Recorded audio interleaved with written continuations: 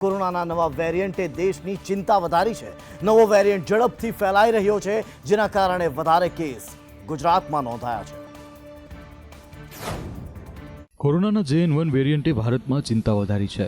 દિન પ્રતિદિન દર્દીઓની સંખ્યામાં વધારો થતા વહીવટી તંત્રની સાથે આરોગ્ય તંત્ર પણ હરકતમાં આવ્યું છે. 26 તારીખ સુધી દેશમાં JN1 વેરિયન્ટના કુલ 109 દર્દી નોંધાયા છે, જેમાં સૌથી વધારે કેસ ગુજરાતમાં છે. 26મી ડિસેમ્બર સુધી ગુજરાતમાં JN1ના કુલ 36 કેસ નોંધાયા છે, જે સમગ્ર દેશમાં સૌથી વધારે છે. તો કર્ણાટકમાં 34, ગોવામાં 14, મહારાષ્ટ્રમાં 9, કેરળમાં 6, રાજસ્થાનમાં 4, તમિલનાડુમાં 4 અને તેલંગાણામાં 2 કેસ નોંધાયા છે. તાજેતરમાં કેરળમાં નવા વેરિયન્ટને કારણે 2 લોકોના મોત થયા છે. તો અમદાવાદમાં પણ ગઈકાલે એકનું મોત થયું હતું. જો દેશમાં કોરોના વાયરસની વાત કરીએ તો છેલ્લા 24 કલાકમાં 529 નવા કેસો નોંધાયા છે. હવે સક્રિય કેસની સંખ્યા વધી અને 4093 ઉપર પહોંચી ગઈ છે. નિષ્ણાંતો કહે છે કે JN1 સબ વેરિયન્ટ અન્ય વેરિયન્ટ્સ કરતાં વધુ ઝડપથી ફેલાય છે. આનું કારણ એ છે કે આ પ્રકારમાં વધારાનું પરિવર્તન છે અને તેના કારણે એ મજબૂત રોગ પ્રતિકારક શક્તિ ધરાવતા અને રસીવાળા લોકોને પણ સરળતાથી ચેપ લગાડે છે. ભારત જોડો પછી હવે રાહુલ ગાંધી ન્યાય યાત્રા શરૂ કરશે. જી હા, રાહુલ ગાંધી મણિપુરથી મુંબઈ સુધી 14 રાજ્યોમાં 6200 કિલોમીટરની સફર ખેડશે. 2024ની લોકસભા ચૂંટણી પહેલા કોંગ્રેસ સાંસદ રાહુલ ગાંધી ભારત ન્યાય યાત્રા શરૂ કરશે. આ યાત્રા 14 જાન્યુઆરી 2024ના રોજ મણિપુરથી શરૂ થશે અને 20 માર્ચે મુંબઈમાં સમાપ્ત થશે. આ સમયગાળા દરમિયાન યાત્રા 14 રાજ્યો અને 85 જિલ્લાઓને આવરી લેશે. રાહુલ ગાંધી બસ અને પગપાળા 6200 કિલોમીટરથી વધુની મુસાફરી કરશે. આ યાત્રા મણિપુરથી શરૂ થશે અને નાગાલેન્ડ, અસામ, મેઘાલય, બંગાળ, બિહાર, ઝારખંડ, ઓડિશા, છત્તીસગઢ, ઉત્તર પ્રદેશ, મધ્યપ્રદેશ અને રાજસ્થાન થઈને મહારાષ્ટ્રમાં સમાપ્ત થશે. કોંગ્રેસના નેતાઓએ કહ્યું કે ભારત ન્યાય યાત્રાનો ઉદ્દેશ્ય આર્થિક, સામાજિક અને રાજકીય ન્યાય છે. પાર્ટી અધ્યક્ષ મલ્લિકાર્જુન ખડગે આ યાત્રાને લીલી ઝંડી આપશે. આ સિવાય 28મી ડિસેમ્બરે કોંગ્રેસના સ્થાપના દિવસના અવસરે પાર્ટી નાગપુરમાં એક મેગા રેલીનું આયોજન કરશે, જેનું નામ છે અમે તૈયાર છીએ. આ મેગા રેલી 2024ની લોકસભા ચૂંટણી માટે અલાર્મ વગાડશે. આ પહેલા રાહુલ ગાંધીએ 7 સપ્ટેમ્બર 2022થી 30 જાન્યુઆરી 2023 સુધી ભારત જોડો યાત્રા કાઢી હતી. 145 દિવસની આ યાત્રા તમિલનાડુના કન્યાકુમારીથી શરૂ થઈ અને જમ્મુ કાશ્મીરમાં પૂરી થઈ હતી. રેસલર્સના ચાલી રહેલા વિવાદ વચ્ચે આજે રાહુલ ગાંધી હરિયાણા પહોંચ્યા. બજરંગ પુનિયાની સાથે કુસ્તી કર્યા બાદ કહ્યું, પહેલવાનોને આંદોલન કરવું પડે તે દુર્ભાગ્યપૂર્ણ છે. રેસલિંગ ફેડરેશન ઓફ ઇન્ડિયા અને કુસ્તીબાજો વચ્ચેના વિવાદ વચ્ચે કોંગ્રેસ નેતા રાહુલ ગાંધી આજે સવારે હરિયાણા પહોંચ્યા. અહીં તે બજરંગ પુનિયાના ગામ છારાના અખાડામાં આવ્યા, જ્યાં તે પ્રેક્ટિસ કરી રહેલા કુસ્તીબાજોને મળ્યા. આ દરમિયાન રાહુલે થોડા સમય માટે અખાડામાં બજરંગ પુનિયા પાસેથી કુસ્તીની ટ્રીક પણ શીખી હતી. રાહુલ ગાંધી લગભગ 2.5 કલાક સુધી મેદાનમાં રહ્યા હતા. તેમણે WFI રેસલર્સ વિવાદ અંગે નવા રેસલર્સ સાથે વાત કરી. આ પછી બજરંગ અને દીપક પુનિયાના કોચ વિરેન્દ્ર સાથે પણ વાત કરી હતી. રાહુલ ગાંધીએ કહ્યું કે જો ખેલાડીઓ અને ભારતની દીકરીઓએ પોતાના અખાડામાં લડાઈ છોડીને રસ્તાઓ પર પોતાના હક અને ન્યાય માટે લડવું પડશે, તો તેમના બાળકોને આ રસ્તો પસંદ કરવા માટે કોણ પ્રોત્સાહિત કરશે? રાહુલ ગાંધીની આ આશ્ચર્યજનક મુલાકાત એવા સમયે થઈ છે જ્યારે કુસ્તીબાજો બજરંગ પુનિયા, વિનેશ ફોગાટ અને સાક્ષી મલિક WFIને લઈને મોરચો ખોલ્યો છે. વડોદરામાં MLA શૈલેષ સોઢાના પેટ્રોલ પંપ પર લૂંટ થઈ. 25 લોકોનું ટોળું તલવારોની સાથે ધસી આવ્યું અને કર્મચારીઓને લૂંટીને ફરાર થઈ ગયા. વડોદરાના હરણી પોલીસ સ્ટેશન વિસ્તારમાં ગત રાત્રે ખોડિયારનગર પાંજરાપોળ રોડ ઉપર આવેલા પેટ્રોલ પંપ ઉપર હત્યાનો પ્રયાસ અને લૂંટની ઘટના સામે આવી છે, જેમાં આરોપીઓએ પેટ્રોલ પંપ પરથી રોકડની લૂંટ કરી હતી. ત્યારબાદ સુપરવાઇઝરે રૂપિયા પરત માંગતા બીભત્સ ગાળો આપી હતી. તેમજ અન્ય માણસને બોલાવી પ્લાસ્ટિકની પાઇપ અને તલવાર વડે હુમલો કરવામાં આવ્યો હતો. આ બનાવને લઈ હરણી પોલીસ 2 શખ્સો સામે નામચોક અને અન્ય 25 અજાણ્યા શખ્સો સામે ફરિયાદ નોંધી વધુ તપાસ હાથ ધરી છે. આ પેટ્રોલ પંપ ભાજપના ધારાસભ્ય શૈલેષ મહેતાનું હોવાનું સામે આવી રહ્યું છે. પોલીસે 2 આરોપીને ઝડપી લીધા છે. શીખ લીગર ગેંગે પેટ્રોલ પંપ પર લૂંટ ચલાવી હોવાની પોલીસને જાણકારી મળી છે. જોકે પેટ્રોલ પંપ પરના CCTV કેમેરા બંધ હાલતમાં હોવાથી લૂંટની ઘટનાને અંજામ કઈ રીતે આપવામાં આવ્યો તે જાણી શકાયું નથી. લૂંટ મુદ્દે વડોદરા ACP PG બામણિયાએ જણાવ્યું કે મોડસ ઓપરેન્ડી લૂંટના ગુના જેવી જ હતી. પ્રથમ આરોપીઓએ રેકી કરી બાદમાં લૂંટ ચલાવવામાં આવી હતી. કોમ્બિંગ દરમિયાન 2 આરોપીઓને ઝડપી લેવામાં આવ્યા છે. અન્ય આરોપીઓની શોધખોળ જારી રહી છે. નર્સિંગના 19 વર્ષીય વિદ્યાર્થીનું હાર્ટ એટેકથી મોત થયું. છાતીમાં દુખાવો થતાં આણંદ જનરલ હોસ્પિટલમાં ખસેડાયો, પણ ત્યાં કાર્ડિયોલોજીની સુવિધા નહોતી અને સારવાર ન મળતા એ વ્યક્તિનું મોત થયું. રાજ્યમાં હાર્ટ એટેકથી અનેક લોકોએ જીવ ગુમાવ્યા છે. હાર્ટ એટેકની ઘટનાઓમાં સતત વધારો થઈ રહ્યો છે. આ વચ્ચે આણંદ તાલુકાના બાકરોલ સ્થિત કોલેજમાં નર્સિંગના ચોથા સેમેસ્ટરમાં અભ્યાસ કરતા અને ત્યાં હોસ્ટેલમાં રહેતા 19 વર્ષીય યુવકને હાર્ટ એટેક આવતા આણંદની જનરલ હોસ્પિટલમાં લઈ જવાયો હતો. જોકે ત્યાં કાર્ડિયોલોજીની સુવિધા જ ન હોવાથી વિદ્યાર્થીને કરમસદની હોસ્પિટલમાં રિફર કરવા માટે લઈ જવાયો, પરંતુ ત્યાં હોસ્પિટલ પહોંચતા પહેલા રસ્તામાં જ તેણે દમ તોડી લીધો. પિયુષ ચૌહાણ ગતરોજ હોસ્ટેલમાં હાજર હતો. એ વખતે અચાનક તેને છાતીમાં અસહ્ય દુખાવો ઉપડ્યો. પિયુષે આ અંગેની જાણ પોતાના મિત્રોને કરી હતી, જેથી મિત્રો તરત જ તેને રિક્ષામાં બેસાડી આણંદની જનરલ હોસ્પિટલ લઈ ગયા હતા. ત્યાં તબીબો દ્વારા પિયુષને પ્રાથમિક સારવાર આપવામાં આવી, પરંતુ આ હોસ્પિટલમાં કાર્ડિયોલોજી સહિતની અન્ય જરૂરી મેડિકલ સુવિધા ન હોવાને કારણે તેને વધુ સારવાર અર્થે કરમસદ રિફર કરાયો હતો. જોકે તે કરમસદ પહોંચે તે પહેલા જ તેનું મોત થયું હતું. ડુંગળી બગવતા ખેડૂતોની હાલત દયનીય બની છે. સતત માર ખાતો ખેડૂત હવે પોતાનો માલ રસ્તા પર ફેંકવા માટે મજબૂર થયો છે. લાલ ડુંગળી ન માત્ર ખેડૂતોના આંખમાં આંસુ લાવી રહી છે, પણ આ ડુંગળી ખેડૂતોને બરબાદ કરી રહી છે. ભાવનગરના આ ખેડૂતોની હાલત જુઓ, જે પોતે ઉગાડેલી ડુંગળી પોતાના જ પગ નીચે કચડવા મજબૂર બન્યા છે.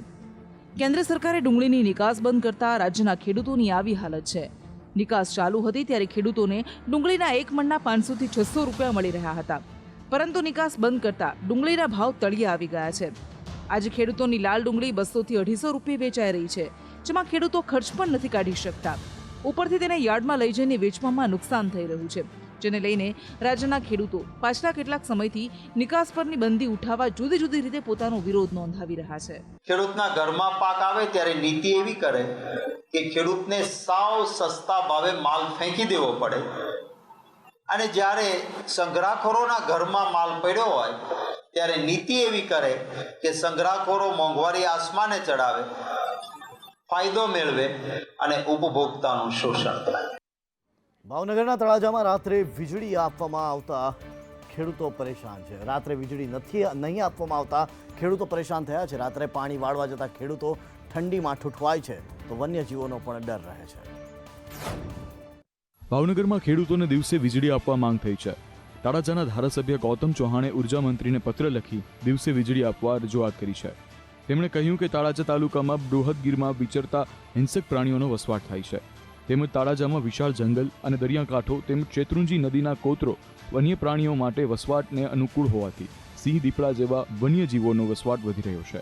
આ વિસ્તારમાં જુવાર, શેરડી, કેળા, આંબા, ચીકુ જેવા પાક થતા હોવાથી રાત્રિ દરમિયાન આવા પાકમાં પિયત કરવું જોખમ ભરેલું છે. જો ખેડૂતોને દિવસે વીજળી આપવામાં આવે તો ખેડૂતો નિર્ભયપણે અને સલામત રીતે પિયત આપી શકે. સાથે શિયાળાની સિઝન જામી રહી છે અને રાત્રે તાપમાન ઘટતું હોવાથી ખેડૂતો ઠંડીમાં ઠૂંઠવાતા હોય છે. ઘણીવાર તેમના સ્વાસ્થ્યની સાથે તેમના જીવ પર જોખમ આવી ગયેલું હોય છે. તેવામાં તળાજાના ખેડૂતોને રાત્રિના બદલે દિવસે વીજળી પુરવઠો આપવામાં આવે તેવી રજૂઆત ધારાસભ્ય ગૌતમ ચૌહાણે કરી છે. રામ મંદિરનો ગ્રાઉન્ડ ફ્લોર તૈયાર થઈ ચૂક્યો છે. પૂર્વ દિશામાં પ્રવેશ દ્વાર રહેશે, ત્યારે અયોધ્યા મંદિરમાં ક્યાં શું હશે તે વિશે મંદિર ટ્રસ્ટીએ વિગતવાર માહિતી આપી. અયોધ્યામાં બની રહેલા શ્રીરામ મંદિરનો પ્રાણ પ્રતિષ્ઠા મહોત્સવ 22 જાન્યુઆરીએ થવાનો છે. આ અંગે રામનગરીમાં તૈયારીઓ ચાલી રહી છે.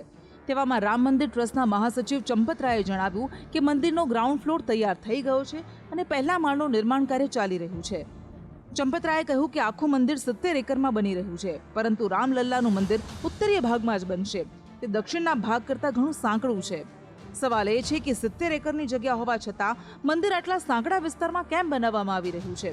આ અંગે ચંપતરાયે કહ્યું કે 70 વર્ષથી કોર્ટમાં કેસ ચાલી રહ્યો છે. ત્યાં જમીનને લઈને હતો, તેથી આ જગ્યાએ જ 3 માળનું મંદિર બનાવવામાં આવી રહ્યું છે. આ ઉપરાંત મંદિરની મુખ્ય બાઉન્ડ્રી પણ હશે, તેનું પણ બાંધકામ ચાલી રહ્યું છે. તેમણે કહ્યું કે આગામી 7-8 મહિનામાં 7 વધુ મંદિરો બનાવવામાં આવશે, જેમાં મહર્ષિ વાલ્મીકી, વશિષ્ઠ, વિશ્વામિત્ર, અગસ્ત્ય, નિષાદરાજ, શબરી અને અહિલ્યાના મંદિરો સામેલ છે. મંદિરમાં દિવ્યાંગજનો માટે પણ ખાસ વ્યવસ્થા રાખવામાં આવી છે. શ્રદ્ધાળુઓ માટે પિલગ્રિમેજ ફેસિલિટી સેન્ટર બનાવવામાં આવ્યું છે, જેમાં 25,000 શ્રદ્ધાળુઓ માટે લોકરની વ્યવસ્થા રાખવામાં આવી છે. રામ મંદિર પ્રાણ પ્રતિષ્ઠામાં મહેમાનોને પ્રસાદની સાથે વિશેષ મળશે ભેટ. ટ્રસ્ટે તૈયારીઓ કરી લીધી છે. અયોધ્યામાં શ્રીરામના અભિષેક સમારોહમાં ટ્રસ્ટના આમંત્રિત મહેમાનોને વિશેષ ભેટ આપશે. રામલલ્લાના પ્રસાદીની સાથે ગીતા પ્રેસના પુસ્તકો પણ ભેટમાં આપવામાં આવશે. ગીતા પ્રેસમાં 10,000 મહેમાનો માટે અયોધ્યા દર્શન પુસ્તક છપાઈ રહ્યું છે. ગીતા પ્રેસ 15 જાન્યુઆરી સુધીમાં શ્રીરામ ટ્રસ્ટને અયોધ્યા દર્શનની 10,000 નકલો આપશે. આ ઉપરાંત 100 અતિ વિશેષ મહેમાનોને અયોધ્યા મહાત્મય ગીતા ડાયરી અને કલ્યાણ પત્રિકાનો વિશેષ અંક આપવામાં આવશે. અયોધ્યા મહાત્મય પુસ્તકમાં ખાસ કરીને 45 પાનામાં રામકથાના ચિત્રો છે. આ ઉપરાંત નવા વર્ષના પ્રારંભે યોજનારા કાર્યક્રમને કારણે ગીતા ડાયરી આપવામાં આવશે, જેમાં શ્રીમદ ભગવદ્ ગીતાના શ્લોક અને હિન્દી તારીખ પણ લખેલી છે. આ ભેટ ગોરખપુર ગીતા પ્રેસ દ્વારા રામ મંદિર અભિષેક સમારોહમાં આપવામાં આવશે. ગીતા પ્રેસ વિશ્વમાં ધાર્મિક પુસ્તકનું સૌથી મોટું પ્રકાશન છે. તાજેતરમાં ગીતા ગાંધી શાંતિ પુરસ્કારની જાહેરાત કરવામાં આવી હતી. ગીતા પ્રેસે સન્માન ન સ્વીકાર્યું હતું, પરંતુ 1 કરોડ રૂપિયાની ઇનામની રકમ લીધી ન હતી. મા વૈષ્ણો દેવીના દર્શનનો 10 વર્ષનો રેકોર્ડ તૂટ્યો છે. અત્યાર સુધીમાં 93.50 લાખ શ્રદ્ધાળુઓ દર્શન કરી ચૂક્યા. અત્યાર સુધીમાં લગભગ 3,20,000 ભક્તો માતાના દરબારમાં હાજરી આપવા આવ્યા હતા. ઇતિહાસમાં ત્રીજો સૌથી વધુ રેકોર્ડ છે. નવું વર્ષ આવવાનું છે. આવી સ્થિતિમાં માતાના દરબારમાં ભક્તોની સંખ્યામાં વધુ વધારો થાય તેવી આશા છે. તેથી બેઝ કેમ્પ કટરા અને બિલ્ડિંગની સુરક્ષા સમયસર વધારી દેવામાં આવી છે. માતા વૈષ્ણો દેવી શ્રાઇન બોર્ડ ભક્તોની વધતી સંખ્યા જોઈને ખૂબ જ ખુશ છે. કહેવામાં આવી રહ્યું છે કે ઇતિહાસમાં ભક્તોના આગમનના આ ત્રીજા સૌથી મોટા રેકોર્ડ છે. સોમવારે સવારે લગભગ 7 વાગ્યાની આસપાસ છેલ્લા 10 વર્ષનો મા વૈષ્ણો દેવીના દર્શનનો રેકોર્ડ તૂટી ગયો. હવે આ મા વૈષ્ણો દેવીની યાત્રાના ઇતિહાસમાં ત્રીજો સૌથી વધુ રેકોર્ડ બનેલો છે. આગામી 1-2 દિવસમાં આ આંકડો 45,000 થી 50,000ની વચ્ચે પહોંચી જશે. ફરી જોવા મળી સીએમ ભૂપેન્દ્ર પટેલની સાદગી. કચ્છમાં કાફલો રોકાવી કેટલી પર તેઓએ ચાની ચુસ્કીની મજા લીધી. મુખ્યમંત્રી ભૂપેન્દ્ર પટેલ છેલ્લા 2 દિવસથી કચ્છ જિલ્લાના પ્રવાસે છે. આજે કચ્છના પ્રવાસ દરમિયાન મુખ્યમંત્રીનો અનોખો અંદાજ જોવા મળ્યો હતો. મુખ્યમંત્રીનો કાફલો ખાવડા પાસેથી પસાર થઈ રહ્યો હતો. ત્યારે ખાવડાના 3 રસ્તા પાસે એક ચાની લારી પર કાફલો ઊભો રહી ગયો હતો. અહીં મુખ્યમંત્રી, તેના સિક્યુરિટી જવાનો અને અન્ય સરકારી અધિકારીઓનો કાફલો કારમાંથી નીચે ઉતર્યા હતા અને એક લારી પર ચાની ચુસ્કી લગાવી હતી. કોમન મેનની માફક મુખ્યમંત્રીને ચા પીતા જોઈ અન્ય લોકો પણ આશ્ચર્યમાં મુકાઈ ગયા હતા. મુખ્યમંત્રીએ ચાની લારી પર ઊભા રહેલા લોકોના હાલચાલ પૂછ્યા હતા. મુખ્યમંત્રી ભૂપેન્દ્ર પટેલ, નાણામંત્રી કનુભાઈ દેસાઈ સહિત અધિકારીઓએ અહીં લારી પર જ ચાની ચુસ્કી લગાવી હતી. રસ્તા પર ચાની કીટલીએ ચા પીતા જોઈ લોકો તેમની આ સાદગીથી અભિભૂત થયા હતા. આ વિડીયો વાયરલ થયા બાદ સૌ કોઈએ કહ્યું કે આ કોમન મેનનો કોમન અંદાજ છે. રાજ્યમાં હાલ કડકડતી ઠંડી યથાવત રહેવાની હવામાન વિભાગે આગાહી વ્યક્ત કરી છે. ત્યારે કમોસમી વરસાદ નહિવત રહેવાની આગાહી પણ હવામાન વિભાગ દ્વારા કરવામાં આવી છે. હવામાન વિભાગના ડાયરેક્ટર મનોરમા મહંતીએ જણાવ્યું છે કે આગામી 5-7 દિવસ દરમિયાન વરસાદ પડવાની કોઈ સંભાવના નથી. મોટા ભાગે વાતાવરણ સૂકું રહેશે. તાપમાનમાં પણ વધુ ફેરફાર થવાની સંભાવના નથી, પરંતુ 1-8 ડિગ્રી વધી શકે છે. જેમ કે અમદાવાદમાં અત્યારે 16 ડિગ્રી નોંધાઈ રહ્યું છે. આગામી 24 કલાક દરમિયાન પણ 16 ડિગ્રી જ રહી શકે છે. તે બાદ 1-8 ડિગ્રી વધી શકે છે, એટલે કે 16 થી 17 ડિગ્રી થઈ શકે છે. સૌથી ઓછું તાપમાન રાજ્યમાં નલિયામાં 10 ડિગ્રી નોંધાયું છે, જ્યારે ગાંધીનગરમાં 14.4 ડિગ્રી તાપમાન નોંધાયું હતું. જ્યારે અત્યારે ઘણો ભેજ છે, તેના લીધે ધુમ્મસ જોવા મળે છે. કાલે પણ ભેજ રહેશે. ભેજના લીધે વિઝિબિલિટી થોડી ઘટી શકે છે. હાલ ઉત્તર દિશાથી ઉત્તર પૂર્વીય પવનો છે. आगामी 2 દિવસ દરમિયાન પણ આવો જ પવન રહેશે. अगले 5-7 दिन में बारिश होने का कोई संभावना नहीं है और मोस्टली ड्राई वेदर रह सकता है. और टेम्परेचर देखा जाए तो टेम्परेचर में भी ज़्यादा चेंजेस होने का संभावना नहीं है, लेकिन 1-8 डिग्री बढ़ सकता है. जैसे अभी अहमदाबाद में 15-16 डिग्री सेल्सियस रिपोर्ट हो रहा है और सबसे लोएस्ट टेम्परेचर रिकॉर्ड किया गया है नलिया 10 डिग्री सेल्सियस. શેર બજાર આજે ઐતિહાસિક ટોચે બંધ થયું છે. સેન્સેક્સ પહેલીવાર 72,000 ને પાર પહોંચ્યું, જેથી બજારના તમામ મુખ્ય ઇન્ડેક્સ ઐતિહાસિક ઊંચાઈએ જઈને બંધ થયા. ભારતીય શેર બજારમાં આજના ટ્રેડિંગ સેશનમાં મજબૂત ઉછાળો જોવા મળ્યો છે, જેના કારણે બજારના તમામ મુખ્ય ઇન્ડેક્સ ઐતિહાસિક ઊંચાઈ પર બંધ થયા છે. જ્યારે સેન્સેક્સ 72,000નો આંકડો પાર કરવામાં સફળ રહ્યો, તો નિફ્ટી 21,675 પોઈન્ટની નવી ટોચ પર પહોંચી ગયો છે. બેંક નિફ્ટી પણ નવી ઊંચાઈને સ્પર્શવામાં સફળ રહી છે. આજના કારોબારના અંતે બીએસઈ સેન્સેક્સ 701 પોઈન્ટના ઉછાળા સાથે 72,038 પોઈન્ટ અને નેશનલ બેંક સ્ટોક એક્સચેન્જનો નિફ્ટી 206 પોઈન્ટના ઉછાળ સાથે 21,647 પોઈન્ટની સપાટીએ બંધ રહ્યો હતો. આજના ટ્રેડિંગમાં બેન્કિંગ શેરોમાં ખરીદીને કારણે 600થી વધુ પોઈન્ટનો ઉછાળો જોવા મળ્યો હતો અને બેંક નિફ્ટી 48,347ની નવી ટોચે પહોંચી હતી. બેંક નિફ્ટી 557 પોઈન્ટના વધારા સાથે 48,282 પોઈન્ટ પર બંધ થયો હતો. આ સિવાય auto, IT, pharma, metals, infra અને હેલ્થકેર સેક્ટરના શેરમાં ઉછાળો જોવા મળ્યો છે, જ્યારે ઓઇલ, ગેસ અને એનર્જી સેક્ટરના શેરોમાં ઘટાડો થયો હતો. આજના કારોબારમાં પણ મિડ કેપ અને સ્મોલ કેપ શેરમાં ઉછાળો જોવા મળ્યો છે. વિદેશ મંત્રી એસ જયશંકર રશિયાના 5 દિવસના પ્રવાસે છે, ત્યારે આ દરમિયાન તેમણે કહ્યું કે રશિયાએ ભારતની વિડંબણા સ્વીકારી છે. તો રશિયાએ પણ કહ્યું કે ભારતની વિદેશ નીતિ સમગ્ર વિશ્વ માટે એક ઉદાહરણ છે. વિદેશ મંત્રી જયશંકર રશિયાની 5 દિવસીય મુલાકાતે છે. આ દરમિયાન તેઓ રશિયાના વિદેશ મંત્રી સર્ગેઈ લવરોવને મળ્યા હતા. જયશંકરની આ મુલાકાત બંને દેશો વચ્ચેના સંબંધની દૃષ્ટિએ ખૂબ જ મહત્વપૂર્ણ માનવામાં આવી રહી છે. વિદેશ મંત્રી જયશંકરે કહ્યું કે ભારત અને રશિયા વચ્ચેના સંબંધો ખૂબ જ મજબૂત અને સ્થિર રહ્યા છે. આ સમયે રશિયન સમકક્ષ સર્ગેઈ લવરોવને મળ્યા હતા. આ દરમિયાન દ્વિપક્ષીય સંબંધો સહિત વિવિધ મુદ્દાઓ પર ચર્ચા થઈ હતી. જયશંકરે કહ્યું કે વડાપ્રધાન નરેન્દ્ર મોદી અને રશિયાના રાષ્ટ્રપતિ વ્લાદિમીર પુતિન સતત સંપર્કમાં છે. રશિયાનું કહેવું છે કે ભારત અમારો સૌથી મહત્વપૂર્ણ ભાગીદાર છે. જયશંકરે ક્રેમલિનના પ્રવક્તા પેસ્કોવને કહ્યું કે અમે વિશેષ અને વ્યૂહાત્મક ભાગીદારીની જવાબદારી નિભાવીએ છીએ. આ દરમિયાન રશિયાએ કહ્યું કે ભારતની વિદેશ નીતિ માત્ર રશિયા માટે જ નહીં પરંતુ સમગ્ર વિશ્વ માટે એક ઉદાહરણ છે. તેમને જણાવી દઈએ કે જયશંકરે રશિયાના નાયબ વડાપ્રધાન મંતુરોવ સાથે મુલાકાત કરી હતી. આ દરમિયાન તમિલનાડુમાં કુડનકુલમ ન્યુક્લિયર પાવર પ્લાન્ટમાં પાવર જનરેટિંગ યુનિટના નિર્માણ સંબંધિત કેટલાક મહત્વપૂર્ણ કરારો પર હસ્તાક્ષર કરવામાં આવ્યા છે. નવી દિલ્હીમાં ઇઝરાયલની એમ્બેસી પાસે થયેલા વિસ્ફોટ બાદ એનઆઈએ તપાસમાં જોતરાઈ છે. ઇઝરાયલ એમ્બેસીના સીસીટીવીમાં દેખાયેલ 2 શંકાસ્પદ વ્યક્તિઓની તપાસ હાથ ધરી છે. દિલ્હીના ચાણક્યપુરીમાં ઇઝરાયેલી દૂતાવાસ નજીક ઓછી તીવ્રતાના બ્લાસ્ટના મામલામાં એનઆઈએ સક્રિય થઈ છે. ઇઝરાયેલ એમ્બેસી પહોંચ્યા બાદ એનઆઈએ પુરાવા એકત્ર કરી રહ્યું છે. જ્યારે બીજી તરફ પોલીસને સીસીટીવી ફૂટેજ મળ્યા છે, જેમાં 2 શંકાસ્પદ લોકો જોવા મળ્યા છે. પોલીસ બંનેને શોધવામાં વ્યસ્ત છે. તો દિલ્હી પોલીસને સ્થળ પરથી એક પત્ર મળ્યો છે, જે ઇઝરાયેલના ધ્વજમાં લપટાયેલો હતો. આ અંગ્રેજી ભાષામાં લખાયેલો એક પાનાનો પત્ર હતો, જે સર અલ્લાહ રેઝિસ્ટન્સ જૂથ સાથે સંકળાયેલો છે. તેમાં ઝાયોનિસ્ટ, ગાઝા, પેલેસ્ટાઇન જેવા શબ્દો લખાયેલા છે. પત્રમાં ગાઝા પર ઇઝરાયેલના હુમલા અને બદલા વિશે વાત કરવામાં આવી છે. પત્રમાં ગાઝા પર ઇઝરાયેલની કાર્યવાહીની પણ ટીકા કરવામાં આવી છે. તો બીજી તરફ ઇઝરાયેલે સુરક્ષા એડવાઇઝરી જાહેર કરી છે, જેમાં ભારતમાં રહેતા તેમના નાગરિકોને ભીડભાડવાળા વિસ્તારમાં જવાની મનાઈ કરવામાં આવી છે. મંગળવારે સાંજે એમ્બેસીની પાછળના ખાલી પ્લોટ પર વિસ્ફોટનો અવાજ આવ્યો હતો, જેને 3-4 લોકોએ પણ સાંભળ્યો, જેના કારણે વિસ્ફોટ થયો હોય તેની તપાસ હાથ ધરવામાં આવી છે. ન્યૂઝ ટોપ 20ના 20 મહત્વની ખબરો સાથે હાલ ન્યૂઝ ટોપ 20માં બસ આટલું જ, પરંતુ એક મહત્વના સમાચાર ઉપર કરીશું નજર. MSUના ટેકનોલોજી ફેકલ્ટીના એન્જિનિયરિંગના વિદ્યાર્થીઓનું એટીકેટીનું પરિણામ ગોંચમાં પડ્યું છે અને હવે વિદ્યાર્થીઓ રોષમાં જોવા મળ્યા છે. નિયમ મુજબ 45 દિવસના બદલે 80 દિવસ બાદ પણ પરિણામ ન આવતા વિદ્યાર્થીઓનું ભાવિ જોખમાયું છે.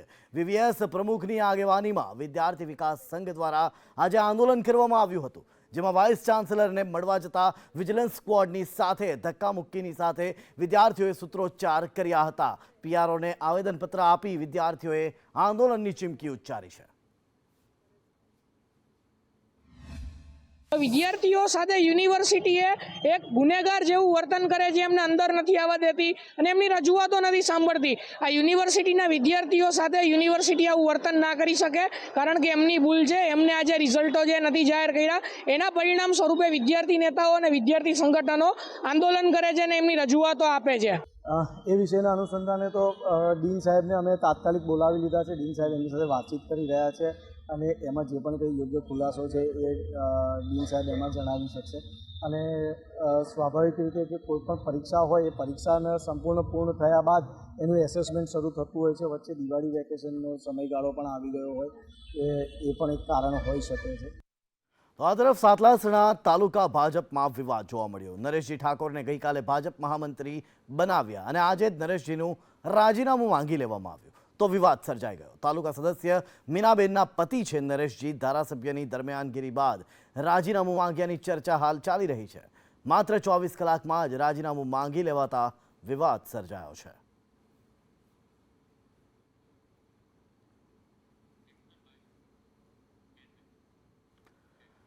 આ તરફ જૂનાગઢમાં જાહેર જગ્યા ઉપર લગાવાયેલા હોર્ડિંગ્સ અને બેનરો હાલ વિવાદનું મૂળ બન્યા છે. હાલમાં જૂનાગઢમાં 200 કરતાં પણ વધારે હોર્ડિંગ્સ અને બેનરો લગાવાયેલા છે, જેમાં કેટલાક ખાનગી એજન્સીઓના પણ છે. આમાંના કેટલાક હોર્ડિંગ્સ અને બેનરો નિયમ વિરુદ્ધ લાગેલા હોવાની ફરિયાદો ઉઠી છે. તારીખ 30/9/2023ના રોજ કર્મચારીને 11 kVની લાઇન પાસે લગાવાયેલું હોર્ડિંગ્સ બદલતી વખતે જ કરંટ લાગ્યો અને જેથી તેનો હાથ કાપવાની ફરજ પડી. ઘટનાને પગલે પીજીવીસીએલે પાલિકાને નોટિસ ફટકારી હાઈ વોલ્ટેજ લાઇનની આસપાસના હોર્ડિંગ્સ હટાવવાની સૂચના આપી. ઉલ્લેખનીય છે કે પાલિકાની મીઠી નજર તળે ગેરકાયદેસર હોર્ડિંગ્સ લગાવવામાં આવે છે અને તેથી ક્યારેક દુર્ઘટના પણ સર્જાય છે, જેનો ભોગ સામાન્ય જનતા બને છે. ક્યાંક ને ક્યાંક એવી લાલિયાવાડી ચાલે છે કે વધુ પડતા હોર્ડિંગ્સ હોય એવું લાગી રહ્યું છે. બીજા નંબરમાં નીતિ નિયમો એટલે કે પ્રિકોશનના જે નીતિ નિયમો, સલામતીના જે નીતિ નિયમો હોવા જોઈએ એની પણ દરકાર રાખવામાં નથી આવી. એજન્સીની પણ કંઈક ને કંઈક ચૂક છે, સાથે સાથે મ્યુનિસિપલ કોર્પોરેશનના અધિકારીઓની પણ પૂરી ચૂક છે. કનેરિયા સ્કૂલ પાસે એક એડવર્ટાઇઝના કર્મચારીને શોર્ટ લાગેલો ત્યારે પીજીવીસીએલે મ્યુનિસિપલ કોર્પોરેશનને નોટિસ આપેલી છે. એટલે હકીકતે આવી જ ઘટના ન બને. અને બીજા નંબરમાં ખાસ કરીને કુદરતી આપત્તિ એટલે કે જ્યારે વાવાઝોડા કે એવું આવે તે વખતે આ હોર્ડિંગ કોઈના મોતનું કારણ ન બને એ દિશામાં પણ એમણે વિચારવું જોઈએ. મહાનગરપાલિકાને એના દ્વારા કોન્ટ્રાક્ટ અપાતા હોય છે, કારણ કે એના એરિયામાં લાગુ પડતું હોય છે, તો એને આપણે નોટિસથી જાણ કરીએ છીએ કે ભાઈ આવા અકસ્માત ન બને, કોઈને જાનહાનિ ન થાય, કોઈ સામાન્ય લેબર કે કોઈ પણ જે કોઈ એના હોર્ડિંગ લગાડતી એજન્સીને, કારણ કે તે ખૂબ જ અગત્યનું છે કે પણ તેની પણ સલામતી જળવાય તે માટે તેમને આપણે નોટિસથી જાણ કરેલ છે. હોર્ડિંગ બોર્ડનો માણસ ઉપર હોર્ડિંગ બોર્ડ ચડાવવા જતા એને શોર્ટ લાગેલ છે અને એને નુકસાન થયેલ છે. તે સંદર્ભે અમોને 4/10/2023 અમને પત્ર જાણ કરવામાં આવેલ. હવે પછી આવા હોર્ડિંગ બોર્ડ 11 kVની લાઇનથી બાજુમાં કંઈ મારવા નહીં અને લગાડવા હોય તો દૂર કરવા.